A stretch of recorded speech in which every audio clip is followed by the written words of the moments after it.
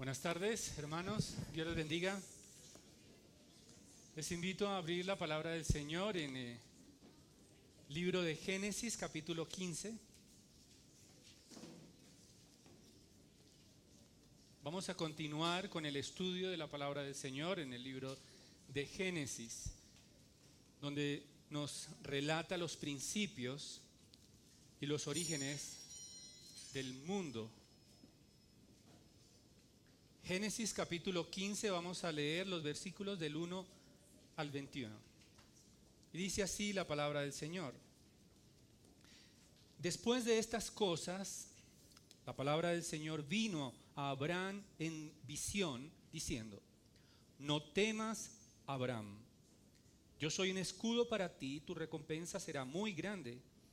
Y Abraham dijo: Oh Señor Dios, ¿qué me darás, puesto que yo estoy sin hijos y el heredero de mi casa es Eliezer de Damasco? Dijo además Abraham: He aquí, no me has dado descendencia y uno nacido en mi casa es mi heredero. Pero he aquí que la palabra del Señor vino a él diciendo: Tu heredero no será este, sino uno que saldrá de tus entrañas, él será tu heredero. Lo llevó afuera y le dijo: Ahora mira el cielo y cuenta las estrellas, si te es posible contarlas. Y le dijo: Así será tu descendencia. Y Abraham creyó en el Señor, y él se lo reconoció por justicia. Y le dijo: Yo soy el Señor que te saqué de Ur de los Caldeos para darte esta tierra para que la poseas. Y él le dijo: Oh Señor Dios, ¿cómo puedo saber que la poseeré? Él le respondió: Tráeme una novilla de 3 años, una cabra de 3 años, un carnero de 3 años, una tórtola y un pichón. Y él le trajo todos estos y los partió por la mitad y puso cada mitad enfrente de la otra, mas no partió las aves. Y las aves de rapiña descendían sobre los animales sacrificados, pero Abraham las ahuyentaba. Y sucedió que a la puesta del sol un profundo sueño cayó sobre Abraham. Y aquí que el terror de una gran oscuridad cayó sobre él. Y Dios dijo a Abraham: Ten por cierto que tus descendientes serán extranjeros en una tierra que no es suya, donde serán esclavizados y oprimidos 400 años.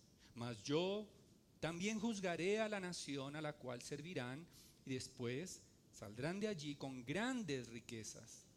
Tú irás a tus padres en paz y serás sepultado en buena vejez. Y en la 4ª generación ellos regresarán acá, porque hasta entonces no habrá llegado a su colmo la iniquidad de los amorreos.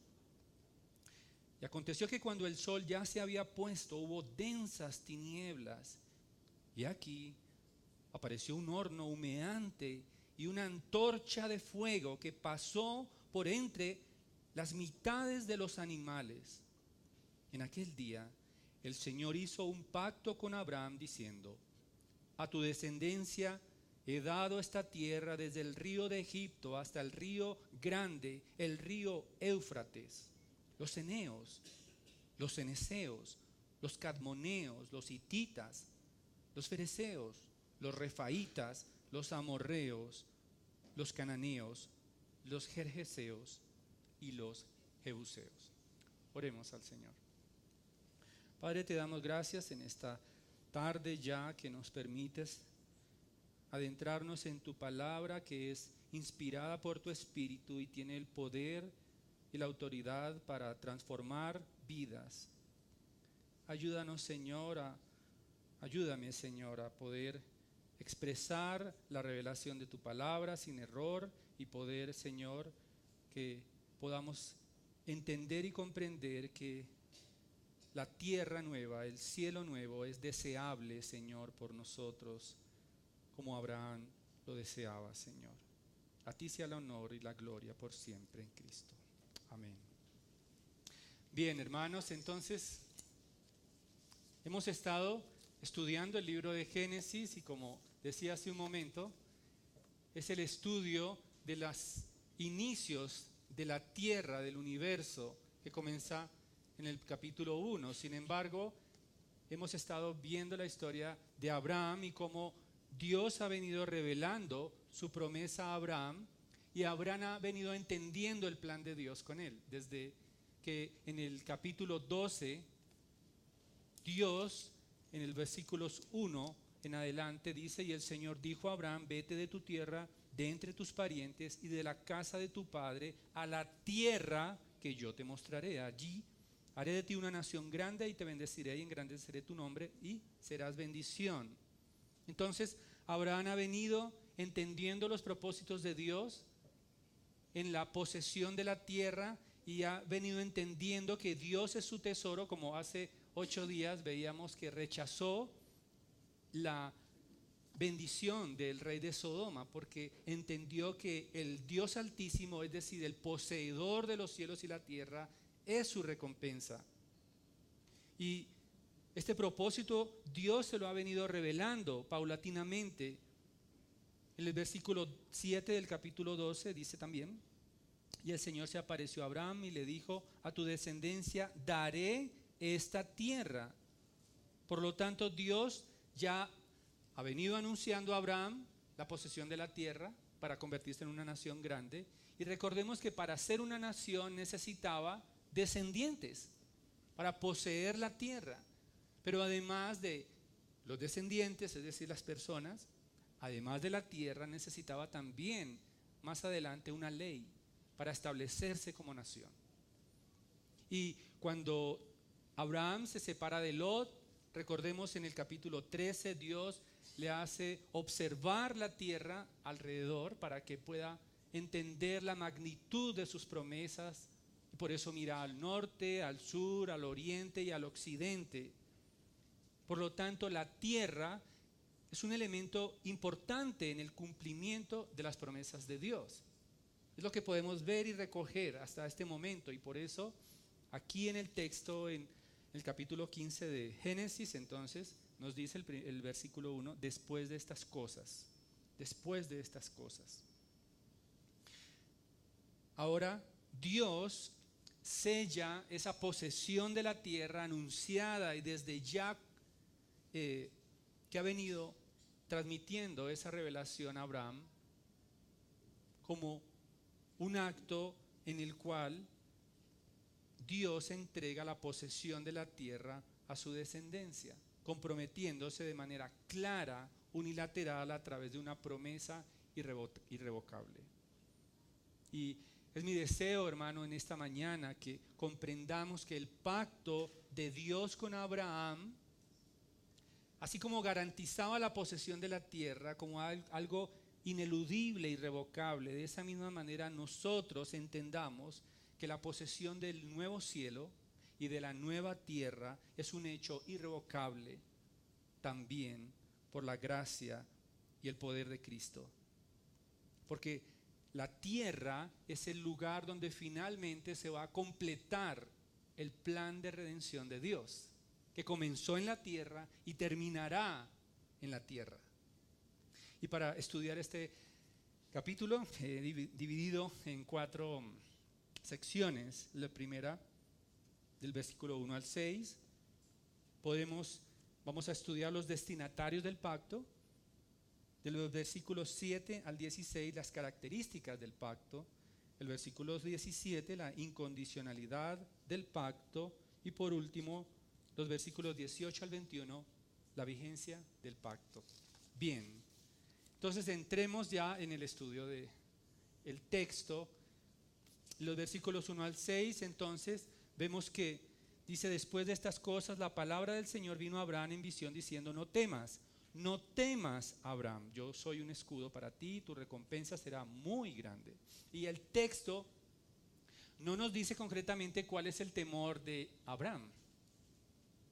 Sin embargo, la respuesta de Abraham nos da ciertas direcciones acerca del temor que él tiene. Y probablemente Abraham está preocupado porque no tiene hijos y sin descendencia no va a poderse cumplir la promesa dada por Dios. Es decir, la descendencia es algo que vital para poder poseer la tierra.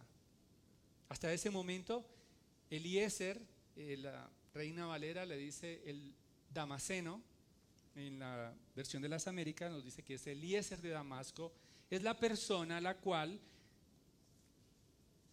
en este momento es el heredero de Abraham. En la cultura antigua, las familias, los matrimonios de clases altas, generalmente designaban o escogían a alguien para que los cuidara en la vejez y le dieran sepultura decente por una herencia. Y parece que Eliezer de Damasco era la persona, porque ya recordemos que Abraham ya superaba los 75 años de edad. Entonces, en otras palabras, si siguiera el curso natural de las circunstancias de Abraham, entonces Eliezer sería el heredero de sus bienes y por lo tanto su linaje culminaría allí sin la probabilidad de poseer la tierra. Es por esta razón que Abraham pide un hijo a Dios. Ahí vemos en el versículo 2, dice: Abraham dijo: oh Señor Dios, ¿qué me darás puesto que yo estoy sin hijos? Y el heredero de mi casa es Eliezer de Damasco. En otras palabras, Abraham está muy entendido que de seguir el curso natural de los acontecimientos, Eliezer recibiría sus bienes, su herencia. Pero interviene Dios en el texto, en el diálogo, y por tanto Dios responde a Abraham que no será un esclavo el que va a heredarle, sino que Dios cambia el curso natural de las cosas y ahora el curso de Dios entonces es sobrenatural. Porque la respuesta de Dios dice, el versículo 4, pero he aquí que la palabra del Señor vino a él diciendo: tu heredero no será este, sino uno que saldrá de tus entrañas, él será el heredero. Por tanto, Dios interviene en ese entendimiento de Abraham hasta ese momento, cambiando inmediatamente el curso natural para mostrar un curso sobrenatural, porque Él está en control de la vida de Abraham. Él es su poseedor y Él determina el futuro de Abraham. Para ilustrar esta respuesta de parte de Dios, entonces parece que estaban en una carpa y le dice, lo invita a salir. El versículo 5 dice que lo llevó afuera y le dijo: ahora míralo cielo y cuenta las estrellas, si te es posible contarlas. Y le dijo: así será tu descendencia. Por lo tanto, imaginemos una noche totalmente despejada, no es la de Bogotá ni la de sus alrededores, sino que era un lugar en el cual podía apreciar en toda su majestad el cielo, iluminado por las estrellas y por todos los cuerpos celestes. A veces en internet podemos encontrar algo así. En algunas fotografías del telescopio Hubble ya lo actualizaron. Hay otro telescopio todavía más potente, pero es la majestad y la grandeza del universo que estaba frente a los ojos de Abraham en ese momento, y él está deslumbrado, y en ese momento su respuesta al ver ese cielo radiante de objetos celestes comprende la veracidad de las palabras de Dios. No significa que no haya creído anteriormente, sino que ahora entiende que Dios le está dando una respuesta contundente a su inquietud acerca de la descendencia y también la posesión de la tierra. El versículo 6 nos dice: y Abraham creyó en el Señor y se le reconoció por justicia. Ahora, ¿qué es realmente lo que Moisés está queriendo expresar a los destinatarios de este texto? Recordemos que los destinatarios del texto originales, la audiencia original, son la segunda generación de israelitas que crecieron en el desierto, y por lo tanto ellos están prácticamente frente a la tierra prometida para conquistarla. Y por tanto Moisés va a ilustrar a través de Génesis, Éxodo, Levítico, Números y Deuteronomio, mostrando a esta generación, anunciándoles el carácter del Dios al cual ellos creen, el Dios verdadero. Y por eso tiene que pasar desde la misma creación dándoles un propósito para poder poseer la tierra. Bien, es probable, creo que Moisés está mostrando con esta respuesta cuando dice, Abraham creyó en el Señor y él se lo reconoció por justicia. Creo que Moisés está mostrando al pueblo de Israel que el compromiso de Dios y el juramento de Dios a Abraham no dependía de la bondad de Abraham. En otras palabras, está diciéndole, Israel, tú estás aquí no porque tú seas el mejor pueblo del mundo, no porque tengas buena suerte o quizás porque tu piedad en el desierto entonces te da los méritos para conquistar la tierra. No, Moisés está aterrizando esa idea y está diciéndole, mira, Dios es quien revistió de justicia a Abraham y por lo tanto también ustedes, Dios los escogió no por algo bueno que tenían. Ahora, recordemos que Abraham en los capítulos anteriores mintió al rey de Egipto protegiéndose y tenía en Sarai prácticamente el sustento de su salvación. Pero eso no ocurrió una sola vez. Miremos lo que dice el versículo 1 del capítulo 20, después del pacto, para ilustrarnos un poco sobre las credenciales de Abraham. Dice, y Abraham partió de allí hacia la tierra del Negev y se estableció entre Cades y Chur. Entonces estuvo por un tiempo en Gerar. Y Abraham dijo que de Sara, su mujer, es mi hermana. Entonces Abimelech, rey de Gerar, envió y tomó a Sara. Por tanto, mintió antes, mintió después del pacto. Era como un mentiroso habitual, Abraham. Y si vamos un poco más atrás acerca de la procedencia de Abraham, vemos que él viene de los caldeos, de Ur de los caldeos. Era una tierra totalmente idólatra. Es decir, no había nada llamativo en Abraham. Por lo tanto, Dios unilateralmente le cuenta por justicia su fe. Pero ¿qué fue lo que creyó Abraham?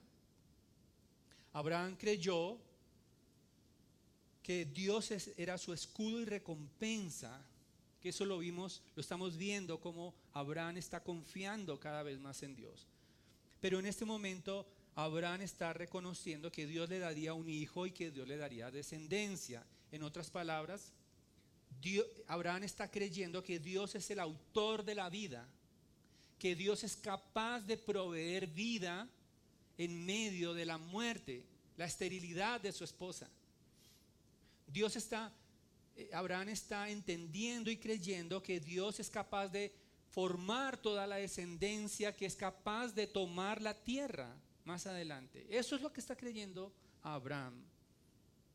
Y al confiar en esa promesa de Dios, entonces Dios lo declara justo. Y no era por lo menos, porque Dios tenía encaminando en ese momento a Abraham hacia el pacto, y él iba a contraer un pacto con un Dios santo, un Dios santo. Pero también debemos venir a actualizar un poco lo que está pasando allí, porque también esa declaración de justicia sobre aquel que confía en Jesucristo no es por sus virtudes, no es una especie de recompensa, sino que únicamente es por un acto de gracia de Dios. Dios viste de justicia no porque muchas veces nos vemos tentados, ¿no?, a pensar, no, pero es que yo soy creyente porque, no, definitivamente en la niñez, no, yo me porté bien. Yo no soy igual a fulano de tal. Pero ese no es el caso. Somos peores que ellos. Pero aún así, ese vestido de justicia es la justicia de Cristo arropando al pecador. Y algo así está haciendo Dios con Abraham, arropándolo con su justicia para encaminarlo al pacto y poderlo conducir a su presencia.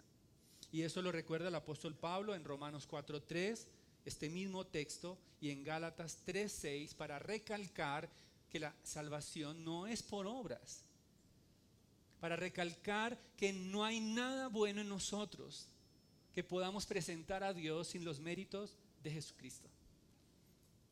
No tenemos nada, ninguna garantía en nuestra propia vida, en nuestras propias obras, en la posible bondad que teníamos antes de conocer al Señor, y eso nos hace iguales a todos, inmerecedores de la gracia de Dios. Ahora, vamos a los versículos 7 al 16, las implicaciones del pacto. Y el versículo 7 nos dice: y le dijo, yo soy el Señor que te saqué de Ur de los Caldeos para darte esta tierra para que la poseas. Nuevamente Dios le recuerda a Abraham que su salida de Ur de los Caldeos era para tomar la tierra, para ir en pos de la tierra que él determinaría. Ahora, podremos pensar en algún momento que la pregunta de Abraham que vemos en el versículo 8, cuando dice, oh Señor, ¿cómo puedo saber que la poseeré? Pareciera inicialmente como si dudara, ¿no? Lo acaba de revestir de justicia, acaba de creer y pareciera que ahora dudara, pero en realidad no. La afirmación de Abraham es un acto concreto de confianza en Dios. Es como si alguien de pronto diga que va a entregar un vehículo y lo primero que hace es pedirle las llaves, ¿no? Entonces dice, te voy a dar el vehículo, dame las llaves. El hecho de pedir las llaves no es una duda, es una afirmación de que está confiado de que va a obtener eso. Por lo tanto, la pregunta de Abraham tiene que ver con eso, con la ratificación, con un acto de fe en preguntar cómo la poseeré. Es como si Abraham dijera, realmente, no es como si dijera, realmente la poseeré, sino, ¿cómo puedo saber que la poseeré? Y Abraham está familiarizado con el pacto. En los versículos 9 dice, él le respondió, Dios, a Abraham, tráeme una novilla de 3 años, una cabra de 3 años, un carnero de 3 años, una tórtola y un pichón, y le trajo todos estos y los partió por la mitad y puso cada mitad enfrente de la otra, mas no partió a las aves. Abraham estaba familiarizado. Cuando Dios le dijo que buscara los animales, él inmediatamente actuó y reaccionó partiendo los animales y organizándolos. O sea, Dios, ese pacto era prácticamente una costumbre antigua. Él ya sabía lo que tenía que hacer con los animales. Y este tipo de pactos también no solamente se hacía entre individuos, sino también entre grupos y entre naciones. Recordemos que Dios le dice a Israel más adelante que no haga pactos con los canaanitas, que no haga pacto con ellos como nación. Pero también este acuerdo o esta alianza, o más bien este compromiso y juramento, vinculaba intereses y responsabilidades comunes. Es decir, incluía bendiciones, pero también incluía maldiciones. Bendiciones para el que cumplía y maldiciones a aquel que no cumplía. O es decir, aquel que quebrantara el juramento le acarrearía, o más bien seguiría la misma suerte de los animales, es decir, la muerte. Y es bien interesante porque el verbo usado para pacto aquí en el texto, en el hebreo, significa partir o cortar. Por lo tanto, había una solemnidad en el pacto, había algo con lo cual los contrayentes entendían que no había posibilidad de retractación, o sea, no podían devolver las cosas a su estado anterior. Los animales muertos testificaban con sus vidas el compromiso contraído entre los contrayentes.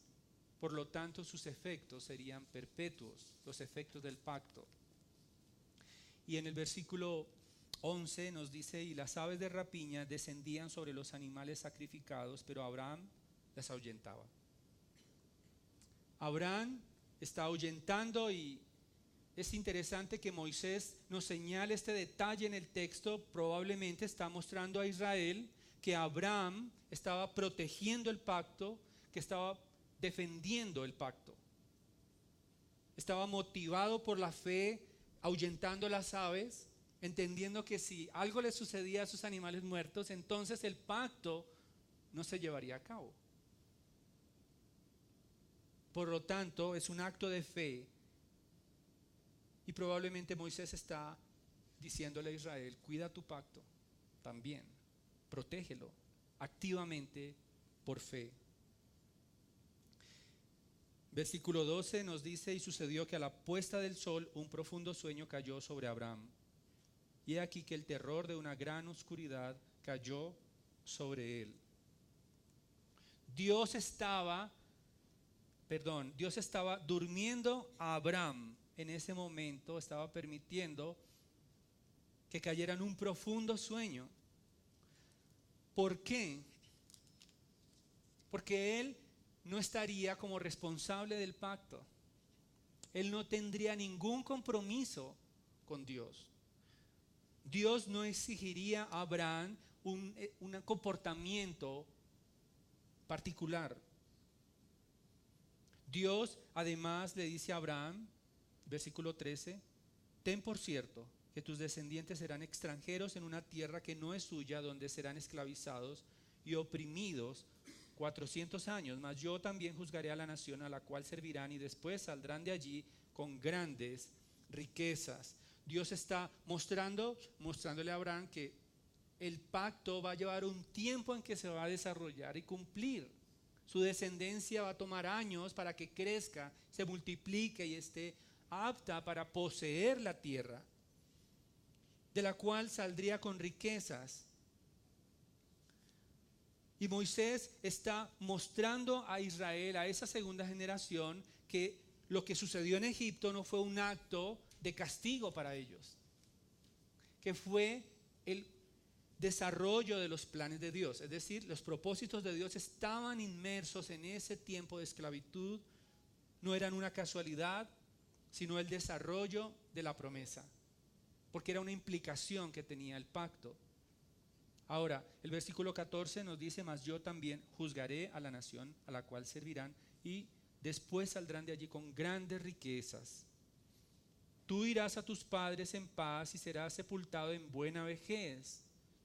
Y en la cuarta generación ellos regresarán acá, porque hasta entonces no habrá llegado a su colmo la iniquidad de los amorreos. Y es bien importante porque la situación en la cual se encontraba Israel entonces de conquista, necesitaban comprender que Israel era el instrumento de juicio de Dios para Canaán. Israel era el brazo de Dios, como vemos en Josué más adelante. Lo que pasó con Jericó, con Jai, cuando hubo esa destrucción completa, era el brazo de Dios. Era la extensión de la justicia y la ira de Dios sobre los pueblos canaanitas. Por lo tanto, todo está conectado con la voluntad y la gloria y la santidad de Dios. La posesión de la tierra estaba también, según nos dice el texto, precedida de un periodo de esclavitud. Quienes son liberados por Dios también muchas veces necesitamos recordar de dónde nos sacó Dios. Necesitamos comprender que el pecado, que un día estuvimos esclavos de él, estuvimos oprimidos por el pecado, no necesitamos anhelarlo ni apetecerlo nuevamente. Más adelante en Deuteronomio, vemos cómo el pueblo se rebela contra Dios, anhelan Egipto cuando escasea la comida, cuando escasea el agua. Dicen: le dicen a Moisés: ¿por qué nos sacaste de Egipto a aguantar hambre aquí? Como un lamento, queriendo añorar los tiempos de la esclavitud del pecado. Necesitamos recordar, hermanos, que no podemos anhelar el lugar de donde Dios nos sacó, porque Él nos ha liberado. Más bien, permitamos que nuestra mirada esté hacia Dios solamente. Tenemos que poner nuestra mirada en la posesión futura de la tierra. Israel está en una transición en ese momento, pero está mirando hacia la tierra prometida, está mirando hacia las promesas de Dios. Mientras estamos en este mundo, también somos testimonio vivo del pacto de redención por medio del Espíritu Santo. Necesitamos ser testigos porque de alguna manera la iglesia está testificando, como dicen Hechos, testificando al mundo que hay un Redentor, que hay un Rey en los cielos, que venció a la muerte y resucitó, como veíamos hace un momento. Estamos testificando a este mundo que será juzgado por Dios.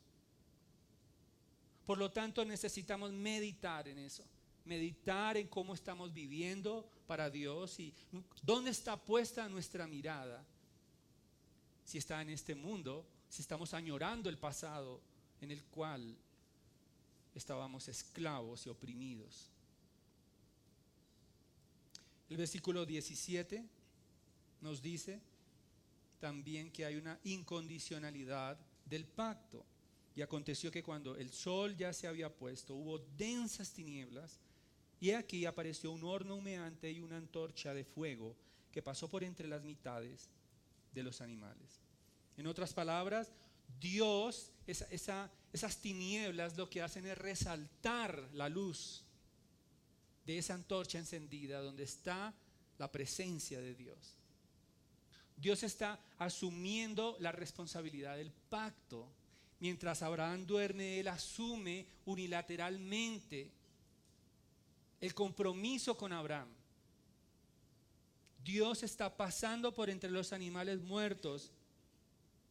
Y el fuego nos recuerda que más adelante Moisés es capaz de ver a Dios en su expresión acerca del fuego en Sinaí también.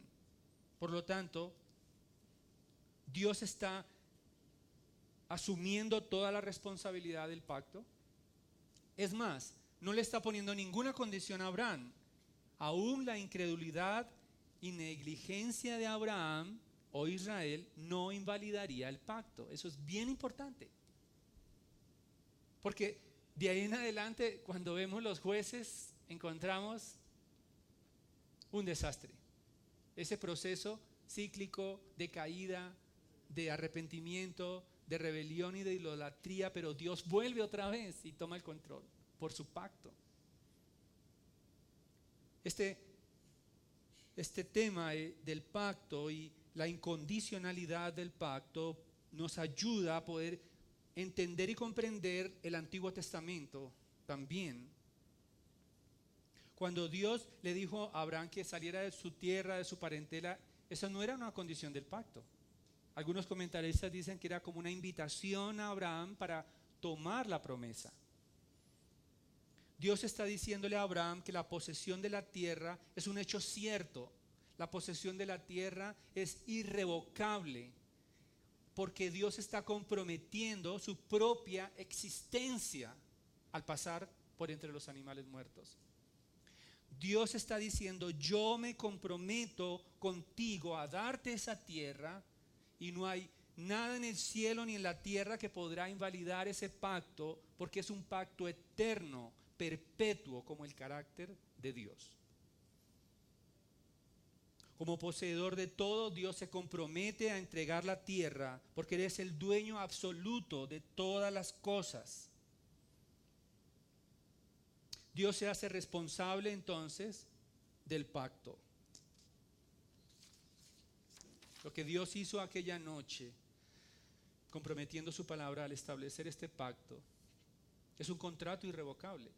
No sé, en este momento podemos pensar en una escritura pública. No sé qué hay más solemne para ratificar la posesión. Tiene efectos legales en este tiempo pero para ese entonces también tenía efectos perpetuos.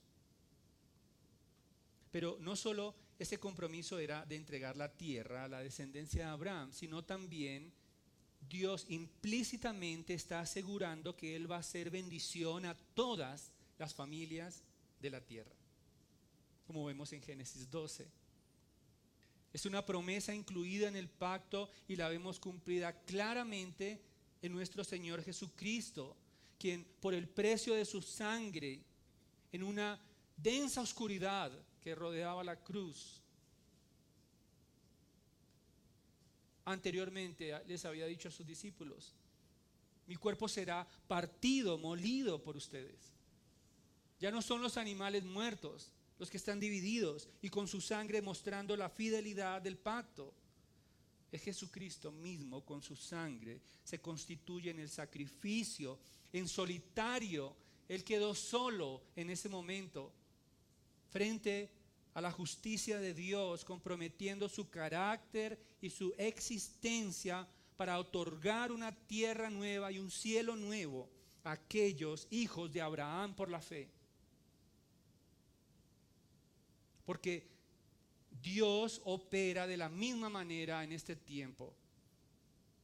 Necesitamos creer que Dios es suficiente para otorgar vida, que Él es nuestro escudo y recompensa como Abraham, y que Él es capaz de resucitar a los muertos.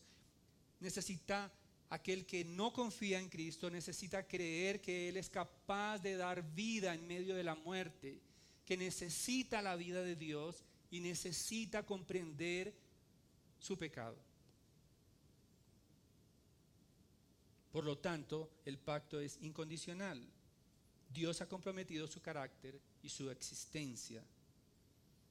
En los versículos 18 al 21 vemos la vigencia del pacto y dice: y en aquel día el Señor hizo un pacto con Abraham diciendo: a tu descendencia he dado esta tierra desde el río de Egipto hasta el río grande, el río Éufrates. Es como una declaración de Dios para Abraham, indicándole que realmente tiene la posesión, que su descendencia tiene la posesión para cumplir las promesas y los propósitos de Dios. Y esta realidad no puede ser abolida. La vigencia del pacto es eterna. La vigencia del pacto es perpetua. Y es el punto de partida, el génesis de la nación de Israel. Descendencia y tierra. Gálatas 3:7 nos dice que los que son de la fe son hijos de Abraham. La salvación es solo por la fe y no por obras, para que nadie se gloríe. Nadie puede jactarse delante de Dios pretendiendo exhibir su comportamiento como una intercambio con Dios para que Él le otorgue su salvación. Y hoy en este tiempo mucha gente piensa que Dios es deudor de ellos porque les debe su salvación por sus obras. Pero vemos que Dios unilateralmente, es decir, por su propia voluntad y por su propio carácter, ha refrendado su palabra y su promesa de dar vida eterna por medio de Cristo, lo cual es un hecho inquebrantable. No hay nada que pueda apartarnos del amor de Dios. Dice el apóstol Pablo: ni lo alto, ni lo profundo, ni ninguna cosa creada podrá apartar a un destinatario de la promesa, es decir, un hijo de Abraham, de su presencia y de su amor. El pacto continúa vigente. El pacto continúa su progresión porque por medio de la fe en Cristo, es decir, a través de esa bendición de la descendencia de Abraham, dice Gálatas que no son varias descendencias, sino una descendencia, esto es Jesucristo, entonces obtenemos vida eterna. Y nos da entonces las credenciales para poder poseer la tierra nueva y el cielo nuevo para siempre. Ahora, muchas veces se nos viene a la mente que el cielo es algo gaseoso, como algo nuboso. No sé, realmente cuando pensamos en las nubes, pensamos en el cielo de esa manera. Necesitamos adecuar ese pensamiento en comprender que los planes de Dios de redención terminarán en la tierra, en esta tierra. Y por eso tendremos cuerpos glorificados, inmortales, como el de Cristo ahora en este momento. Es posible que continuemos en esta tierra mancillada por el pecado, pero a esta tierra le aguarda una redención también. Todo comenzó en la tierra y todo terminará en la tierra. Miremos lo que dice Romanos 8, de los versículos 18 al 23. Romanos 8, 18 al 23, dice el apóstol Pablo: pues considero que los sufrimientos de este tiempo presente no son dignos de ser comparados con la gloria que nos ha de ser revelada.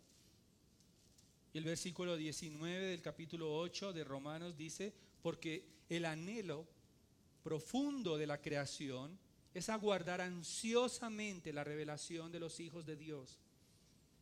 Porque la creación fue sometida a vanidad, no por su propia voluntad, sino por causa de aquel que la sometió, en la esperanza de que la creación misma será también liberada de la esclavitud, de la corrupción, a la libertad de la gloria de los hijos de Dios.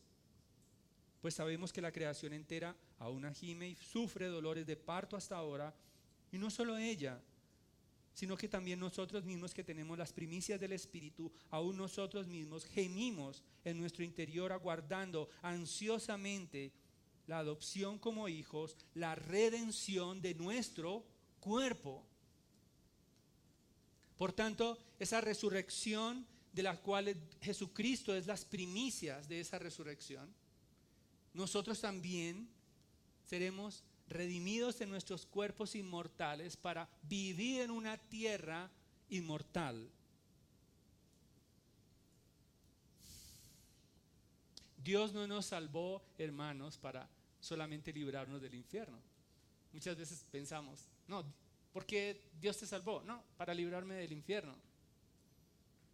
Dios te salvó y nos salvó para disfrutar eternamente de la comunión con Él en un cielo nuevo y en una tierra nueva.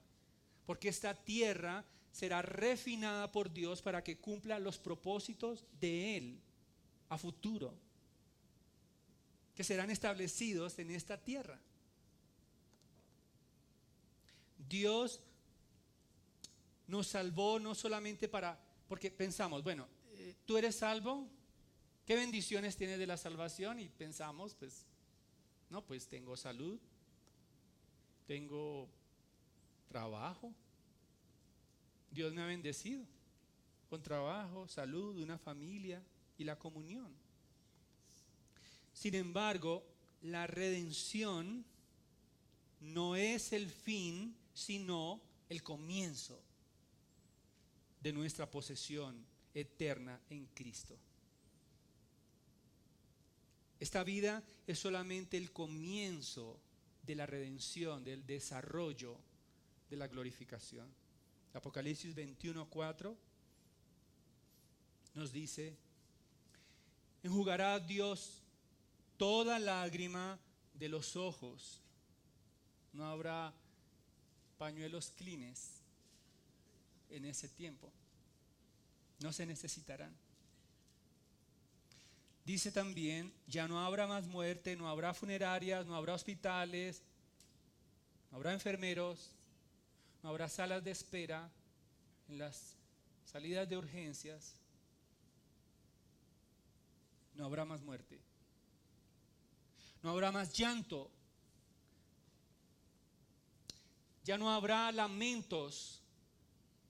Y si hiciéramos una encuesta ahora y alguien dijera de qué se queja de este mundo, probablemente cada uno me daría una razón diferente. No habrá lamento ni dolor, porque las primeras cosas han dejado de existir. Timothy Keller, al comentar este versículo, dice lo siguiente: cuando ese futuro sea ya realidad presente, podremos decir, por fin hemos llegado a nuestro verdadero hogar. Este es mi país, esta es mi ciudadanía, esta es la tierra que he estado buscando toda mi vida. Pero ese no será aún el fin de la historia, como bien dice en ese sentido C.S. Lewis. Todos los sucesos de nuestra vida no serán sino tan solo la cubierta y el título. En ese punto estelar tendrá verdaderamente su inicio el capítulo 1 de la gran historia que nadie ha tenido por el momento ocasión de leer. Continuará por la eternidad y cada capítulo será todavía mejor que el anterior. Si, hermano, estás convencido de que el libro de tu vida termina en tu muerte, probablemente no has entendido el plan de redención. Porque la muerte es el comienzo. Necesitamos comprender y entender que nuestro libro de la eternidad se escribe cuando seamos glorificados. En este mundo no intentemos escribir toda la historia. No anhelemos los desperdicios de este mundo caído. No anhelemos las cosas de esta tierra como el lugar planificado para nuestra bendición, porque Abraham se proyectó hacia adelante como viendo al invisible. Necesitamos comprender, y ese mi ruego, y también para mí mismo, comprender que no pertenecemos a este mundo. Pertenecemos a una tierra nueva y a un cielo nuevo que nos espera y que está ratificado por Dios por su propia existencia. Y la pregunta final es: ¿estás listo para poseer la nueva tierra? ¿Escribirás tu libro en este mundo? ¿Tus anhelos, tus proyectos están en este mundo? ¿El esplendor de este mundo está tu agenda y tu libro escrito en su totalidad en este mundo, hermano? ¿Verdaderamente anhelas el cielo nuevo, la tierra nueva?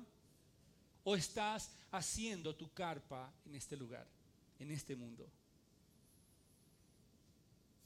Necesitamos reflexionar en ello. Porque cuando meditamos en esto, entonces cambiará trascendentalmente el curso de nuestra existencia. Vamos a orar. Señor, te damos gracias porque tu pacto es perpetuo y firme en Cristo, Señor. Gracias porque somos beneficiarios de ese pacto glorioso y solemne, Señor, en el cual te comprometiste para otorgarnos nueva vida en una nueva tierra y un nuevo cielo, el cual tú redimirás porque tu carácter y tu poder así lo puede hacer, Señor. Gracias te damos, Señor. Ayúdanos a sobrellevar este peregrinaje en esta tierra, este tránsito, para poder ver glorioso a Jesucristo y poder entender que nuestras vidas te alaben y te glorifiquen, anhelando ansiosamente, Señor, tu venida. Te adoramos a ti, Señor, porque eres el autor de todo el plan de redención. Tú eres, Señor, el glorioso, porque la gloria es tuya y no hay nada en nosotros. Señor, gracias por ello, porque nosotros no podemos cumplir. Bendito seas, Señor, para siempre. Permítenos en esta tarde regresar a nuestros hogares meditando en esta verdad. Y la gloria solo para ti, Señor, porque tú eres el dueño de tu palabra, tú eres el dueño de tu iglesia y tú eres el Dios eterno a quien pertenecemos. Bendito sea tu nombre para siempre en Cristo. Amén. Dios les bendiga, hermanos.